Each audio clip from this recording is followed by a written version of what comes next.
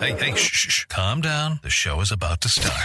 Reese on the radio. Turn it up. Turn it up low. Turn it up loud. It's like a dream come true. Turn on your radio. Reese is on the radio. Yo, let's get it. Due to the nature of this program, discretion does not exist. It's Reese on the radio. Right now on WTIC News Talk 1080.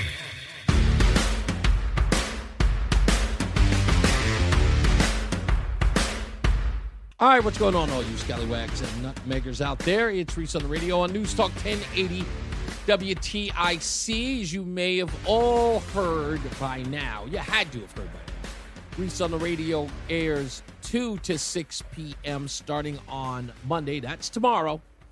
So make sure you tune in an hour early for all the news and all the views that you can shake a stick at. We like to say it's all the news that's fit to spit.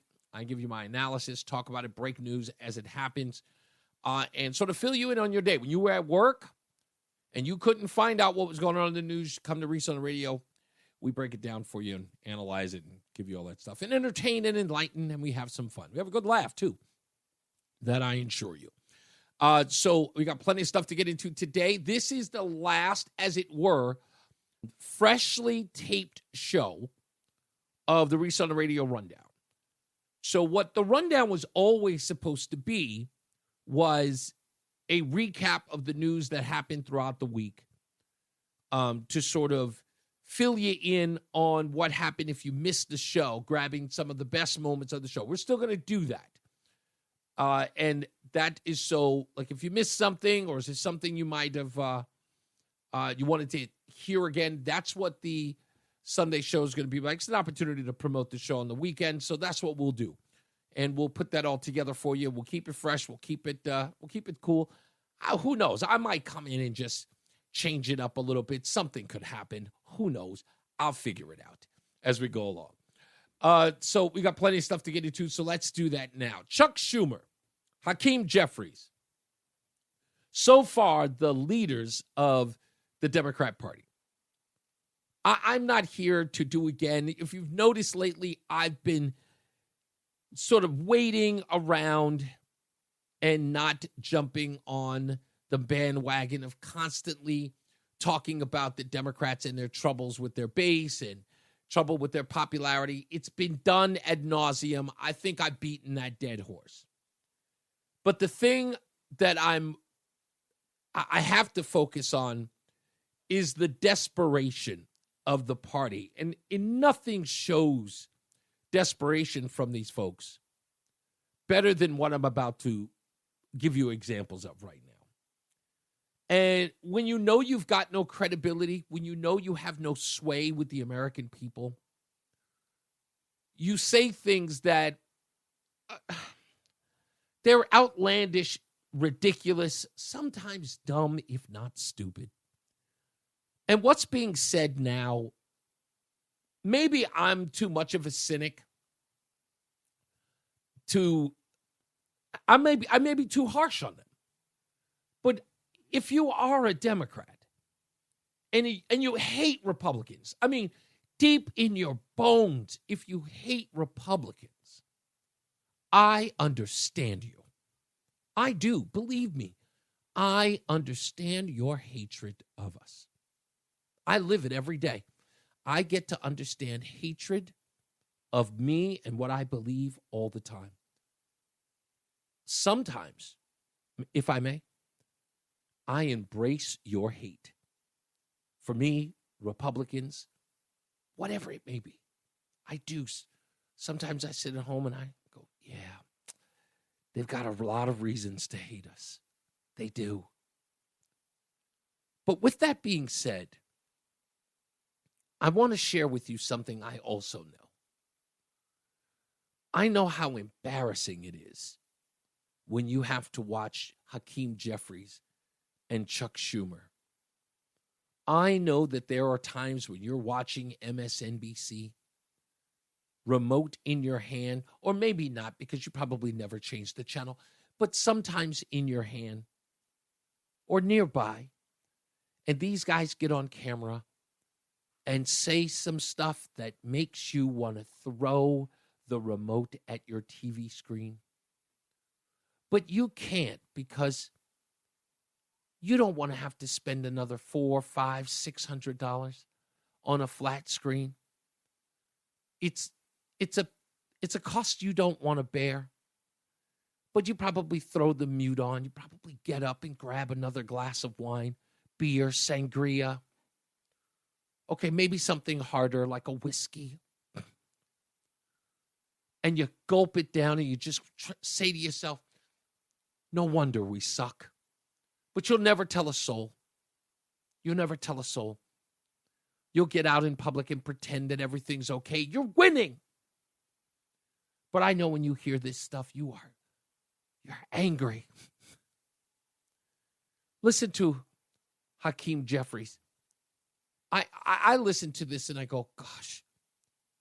Oh, there's another shot right now. They're taking another shot. People will die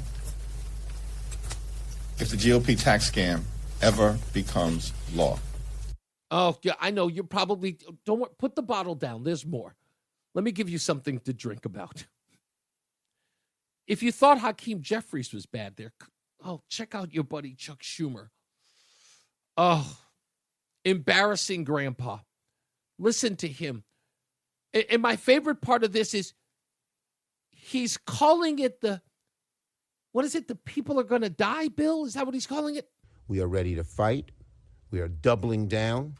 We're ready to show Americans what's really at stake here because this fight won't be won in just the Capitol. As Abe Lincoln said, public sentiment is everything. And when public sentiment hears about this "we're all going to die" act, they're going to hate it. And they're going to tell their senators they hate it. And if the senators think they can get away with a yes vote and explain it, they're sadly mistaken. The cuts are too deep. The cuts are too real. The cuts are too devastating for people. Okay? And he just ends with a, okay. Like, it's not even dramatic. They don't even sound like there's a pressure cooker. Like, desperately, lives are at stake. They don't even sound energized, exercised, dire. Okay. They seem so flippant about it. People are going to die. Okay. You know what's missing? It needs something. Chuck Schumer, just giving it up that way for Chuck is not enough. Let's add some dramatic flair to Chuck Schumer. Let's listen. We are ready to fight. We are doubling down. We're ready to show Americans what's really at stake here because this fight won't be won in just the Capitol. As Abe Lincoln said, public sentiment is everything. And when public sentiment hears about this "we're all going to die" act, they're going to hate it. And they're going to tell their senators they hate it. And if the senators think they can get away with a yes vote and explain it, they're sadly mistaken. The cuts are too deep. The cuts are too real. The cuts are too devastating for people. Okay? Oh, that sounds better. Exactly. Perfect. Okay, you can now, go ahead. Take as many drinks as you need, Democrats. Go right ahead. Enjoy. Drink responsibly. We'll be back. It's Reese on the radio, NewsTalk 1080 WTIC.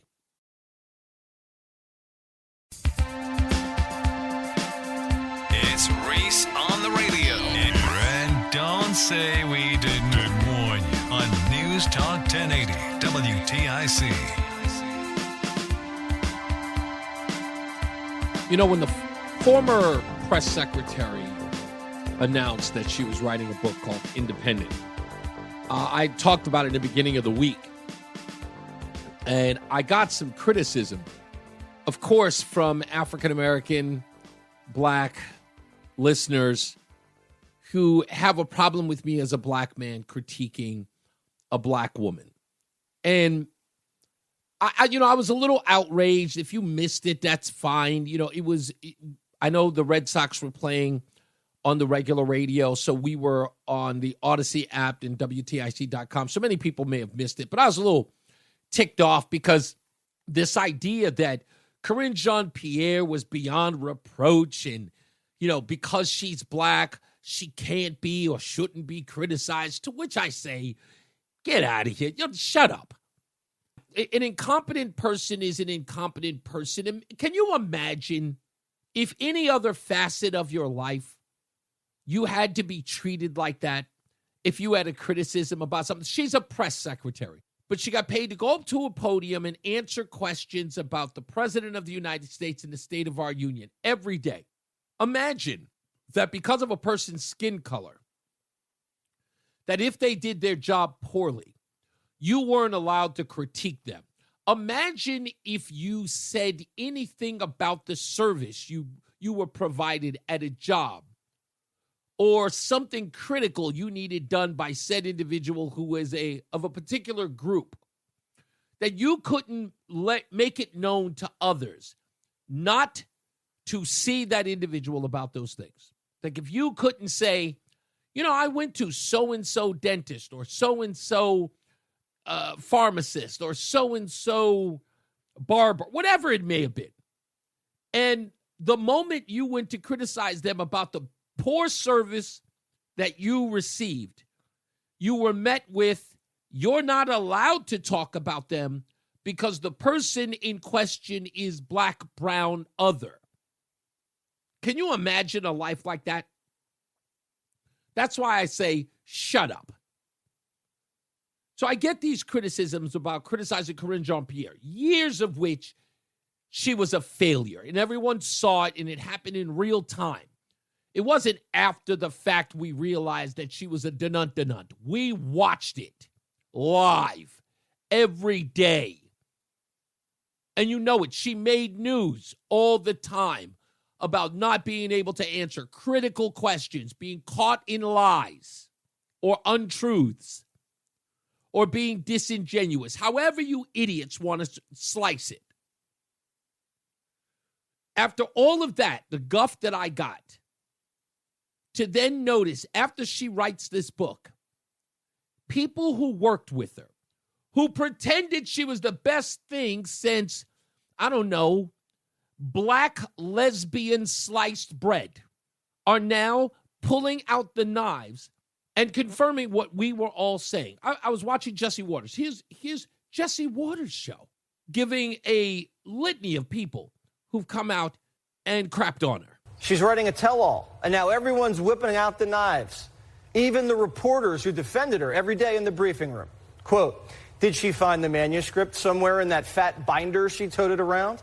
I didn't really know what she was going to do because she did such a bad job as press secretary, and that's both in front of the cameras and behind the scenes. Many reporters felt like KJP didn't meet the mark. One Biden staffer went as far as calling her kind of dumb. Another said Binder was one of the most ineffectual and unprepared people I've ever worked with. She had meltdowns after any interview that asked about a topic not sent over by producers. She didn't know how to manage a team, didn't know how to shape or deliver a message, and often created more problems than she solved. Another said the amount of time that was spent coddling Jean-Pierre and appeasing her was astronomical compared to our attention on actual matters of substance. Sources say Binder's out to settle some scores, but Joe's team says she's a gold digger and that her book is as breathtaking as it is desperate. It's difficult to see how this is anything but a bizarre cash grab. If that weren't bad enough, Caroline Leavitt, her successor, who's in the position now of press secretary, was on Howie Carr's show and said that now people gossiping about Karine Jean-Pierre are saying this about her. I've heard from some sources here at the White House, Howie, that KJP didn't roll into work some days until noon. So there wasn't much going on here at the White House with her boss. So you mean to tell me this gay black lesbian waltzed her behind into work at noon and barely did the job well? This gay black lesbian, the one that we were supposed to be revered, don't take my word. Listen to her. There was one thing that we had to notice, that she had broken molds. Listen to her herself. I am obviously acutely aware that my presence at this podium represents a few firsts. I am a Black, gay, immigrant woman, the first of all three of those to hold this position. I would not be here today if it were not for generations of barrier-breaking people before me. I stand on their shoulders. So this gay Black lesbian, and don't get mad at me because I'm saying it, she told us she was. It's the most important thing in the world, the most diverse administration. That's what we need to focus on. Now, all of a sudden, you can't focus on it. Why? It's offensive now? It was always offensive. So the gay Black lesbian walks into work at noon, barely does her job, and her colleagues are calling her technically stupid. What happened? What happened? Don't act like you don't remember what they told us about this woman.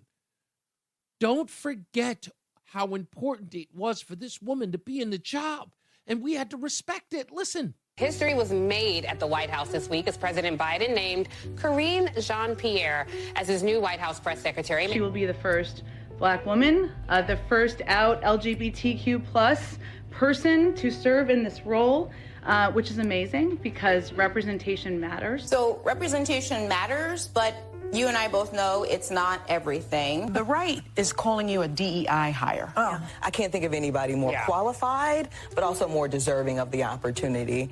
You've been a political analyst at NBC News, MSNBC. You were the regional political director for the White House, Office of Political Affairs during the Obama administration. The list really goes on. That role is everyday interview before the world to say, I am capable of doing this. And Karine is more than capable of doing that as well. And now that it's all over, after they ripped us to shreds about ever criticizing her, now they're joining the brood. This is why I never listen to these people. They're always wrong. But then again, of course they are. I mean, that goes without saying. We'll take a break. We'll be back. More news, more views. It's the bottom of the hour on News Talk 1080 WTIC.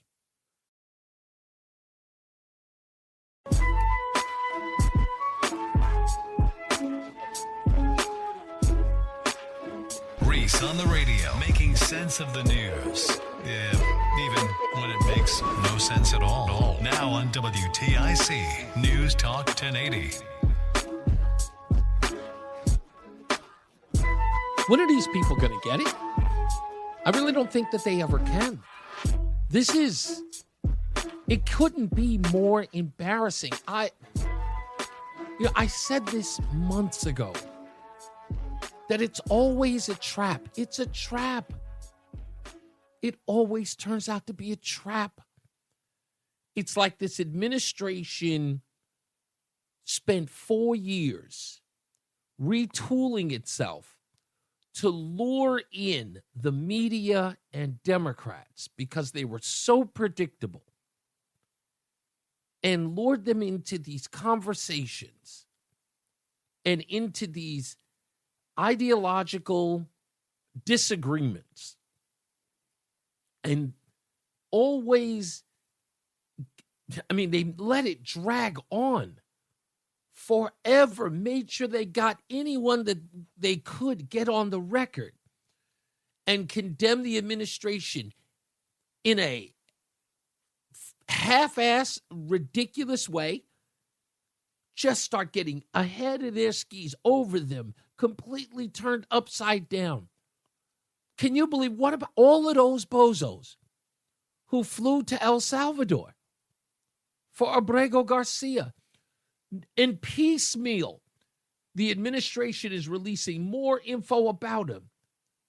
It went from the wife talking about him punching her in the face, closed fist at 3 o'clock in the morning. Then the video surfacing in Tennessee where he was pulled over with illegals in the car wasn't enough. Wasn't enough. Kept going further. Bring them home. Administration, nope. Quietly, they're behind the scenes building a case on this guy.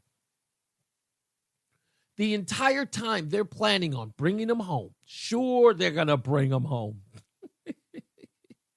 I say bring him home loosely. This is not his home, of course. But yeah, they're going to give the Democrats and the media what they want. And then out of nowhere, oh, is this guy horrible? Oh, you think the beating his wife at 3 a.m. in the morning is bad. Whoa, this guy is horrible. And the Democrats are like, I didn't know. It wasn't about him. Yes, it was.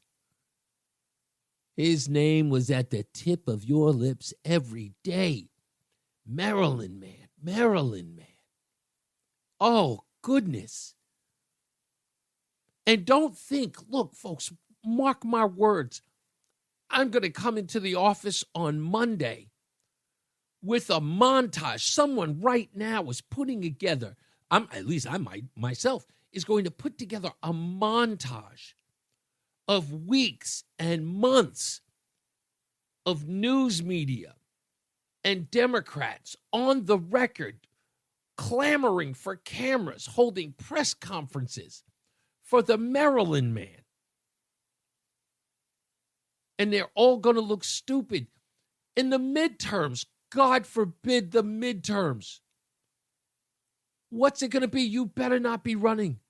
You better not be up for re-election and have said something about this ne'er-do-well, this piece of garbage. If you had anything to say, that's the ad that's going to run every day. It's going to be that congressperson, that senator, whomever, that dog catcher, if you were in front of the cameras, singing the praises of Abrego Garcia, Maryland man. If there's anything on the record of you supporting that man, forget about it. It's a glorious thing. It's fun to watch. I may have to scour. I think I know exactly where I'm going to go, too. I think it's going to be easy. But it's going to be crazy. But this is, and I don't know what happened. I think that the case here that really happened is the media landscape has changed so much that these people can't get away with it anymore. And so many of their loyalists have left them because of the lies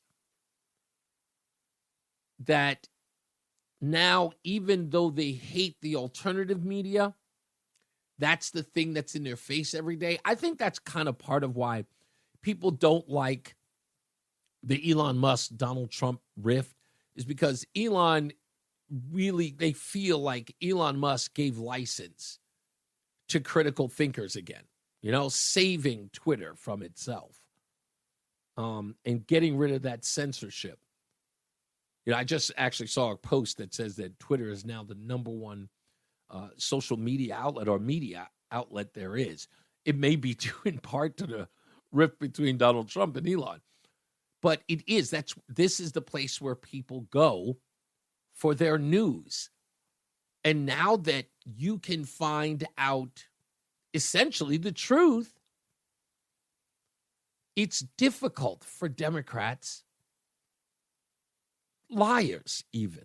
It's difficult for them to hide. And I think that's the place where we are today. I think we lived in a world prior to this where they were screaming behind, a glass wall or a plastic, like a see-through wall, and people were banging on the wall saying, don't trust it, don't trust it. And people were just going, no, those are the insane people, they're behind them. Finally, that's been shattered. And now the Paul Reveres and the town criers, all of them are getting heard. More and more people are doing investigative work. They've been able to financially support themselves in doing this because of the subscribers and, the alternative media. You got Substack. There's so many others. But I think that's what happened. And it's just wonderful to see. I'm not jealous of anybody who is making a name for themselves in this. In my job to be a talk show host, The reason why I celebrate those folks, because they make my job easier, and the pinpoint accuracy that I wish to convey to you, I can rely on them to do it because they want the truth out there. And there's nothing but it. Sure, you got some people who want to make a name for themselves by spinning in or being conspiracy theorists and all that stuff. That's fine. But the people who want the truth out there, God bless them. Thank you. Let me help you. And, I will. So it's a fantastic day to be out here. But Abrego, Garcia, yeah, bring him home. I bet you right now, no one wants him home now. They were like, maybe we should have kept them there. It's all on the record, ladies and gentlemen. It's all on the record. It's going to be everywhere by Monday. Everywhere. People are going to be forced to deal with it. Oh, it's going to be amazing. It's going to be glorious to watch. Yeah, let's take a break. We'll come back. We'll wrap this puppy up so that we can get you back to your weekend, or at least the rest of it. All right? And we'll see you in a quick shake. It's Reese on the radio on NewsTalk 1080 WTIC.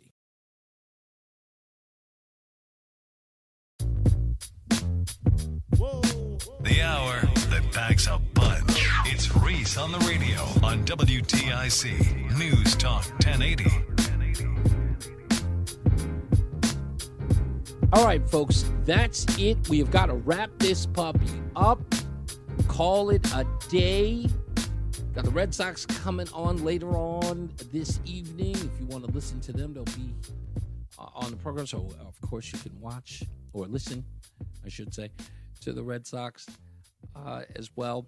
We will, of course, are going to be here on Monday. Don't forget, it's at 2 p.m. now, so 2 to 6, 4 hours of Reese on the radio. I've been here. If you haven't been keeping score, I have been here as a fill-in since 2022. Here we are in the middle of 2025. I just celebrated my third year being a part of the WTIC family. And now being in this spot in the afternoon officially. There are so many people to thank. Of course, Todd Feinberg, Pastor Will, Tom Shattuck, even Brian Shackman, all of which I filled in for when I got here. Janine, who, again, is responsible for me being here. I told her I'll always be a foot soldier for her. And she believed in me. But the most important of all of this, and I say this, there comes a time when I do it, and that's when I thank you, the listeners. You were instrumental in me being here. Now, I know some people will say, Reese, it's your talent, and the interest is in you, and you brought an entertaining show, and that's why we liked it. That's true. If I do say so myself. I was like, after I said it, I went, oh, that sounded really humble. No, I did. I worked really, really hard to bring you an entertaining show, to be entertaining. I think I'll tell you this, and I don't mean this in a bragging way. I feel sometimes when I get off the air, I never feel like I wasn't myself. I never feel like I was someone I was not on the air. I was putting on airs or faking the funk, as we used to say in the hood. I never felt that way, and I refuse to feel that way here. I want and will continue to give you my authentic self. If I don't know, I will say I don't know. And if I need your help, I will tell you. I have always relied on the listeners. I go back to this movie that I almost had my wife watch, but I didn't want to bore her because it's not in her wheelhouse. As you know, Roseanne does, ladies' night here on the show, but I don't want to sort of inundate her with radio stuff and try to get her into the fold. I want her to naturally feel out that space. But there's a film called Talk to Me with Don Cheadle, and it tells the story of a Washington, D.C. DJ back in the 60s who was one of the most popular radio hosts. And his popularity grew because of how he got the audience to respond after the assassination of Dr. Martin Luther King Jr. And he was just very famous. I knew nothing of him, but watching the movie, Don Cheadle produced it. There's a scene in the movie that always got to me, and I've talked about it a lot, where the program director tells Don Cheadle's character, don't ever let the audience be smarter than you. And I couldn't believe that aired. I would have removed that line from the movie because that's such conventional wisdom. I always felt like telling the audience or appearing to be smarter than your audience was a death sentence in this. Be smart. And even if you are smarter than your audience, never be so smug. Never be so disrespectful. And that kind of arrogance can come off. You know, I know that there are some people who are going to challenge me, and sometimes I got to beat them up a little bit because they'll come at me with some falsehoods and some nonsense that I have to dispel. If I'm coming off smarter than anyone, don't call it smarter than. I just have the facts. I like to represent the facts, and I don't deal with people who address me with emotions. Don't you feel? I don't care about that. Feeling, I leave that to the feelers. I'm not here to feel. I'm here to do a job. I'm here to give the facts as they were and give you my assessment as I see them. And to get you to think, not think like me or to agree with me. By the way, for some of you who listen to me, I don't want you to agree with me. I want you to think. If you end up agreeing with me, that's a bonus, but that's not my intent. So I just want to thank all of you for giving me an opportunity and for giving this station your ears and sharing these moments with me and sending me messages, sending me well wishes, allowing me to send them to you. I love when you guys, I tell everybody, be a friend with me on Facebook. Why? Because when your birthday comes up, you'll notice a lot of people will tell you, I will give you a quick little shout out. Hey man, happy birthday. I feel for you and your daily lives as you feel for me because, you know, I can't touch and reach all of you. I understand the distance between us, but I want to let you know that I'm here and I see you, all of you, as much as I possibly can. And I am absolutely elated by your interest in me and this show and the love that you give me and Roland and WTIC. I will spend every day coming in here giving you the best show I got. And if I suck and if I slip, I promise I'll make it up the next day. I will always be thinking of making this show what you deserve. And I think every day you deserve better, just so you know. I put that pressure on me, but it's not that much not that much pressure. You know, I'm not killing myself, but killing myself. I'm doing what's required. I'm taking inventory. So I love all of you. Thank you again for being a part of this show. We are going to see you at 2 p.m., baby. We are jacked over here. 2 p.m., ready to go, 2 to 6, 4 hours. I get to talk my butt off and talk your ears off at the same time. And I know you can't be there throughout the whole show, but I hope that you try to stay or you come back and check us out. You go to WTIC.com. You'll catch the rewind because it'll be there. Go to ReeseOnTheRadio.com. Tell us hello. You got a story that you think I might be interested in or you might need help with, you need some ears on, you need a voice given to, please share it with us. I'll do my best to get in touch with you. I really do mean it when I do my send-off at the end of the show, I mean it. That's how I feel. I came up with that on my own, and I've never written it down. It's always been repeated. That radio is free, and we thank you for paying attention. Remember to keep JC in your hearts and in your minds. Sean Patrick, we love you and we miss you. Remember that panic is not planning. So plan your work and work your plan. That I do every day. Plan your work and work your plan. Me, I'm Reese on the radio. You, all of you, have a great rest of your weekend. Be good to each other. Get back here at 2 o'clock on Monday because we'll be here and we hope to see you there too. All right? It's News Talk 1080 WTIC, my new home. And I hope it will remain yours. Holler.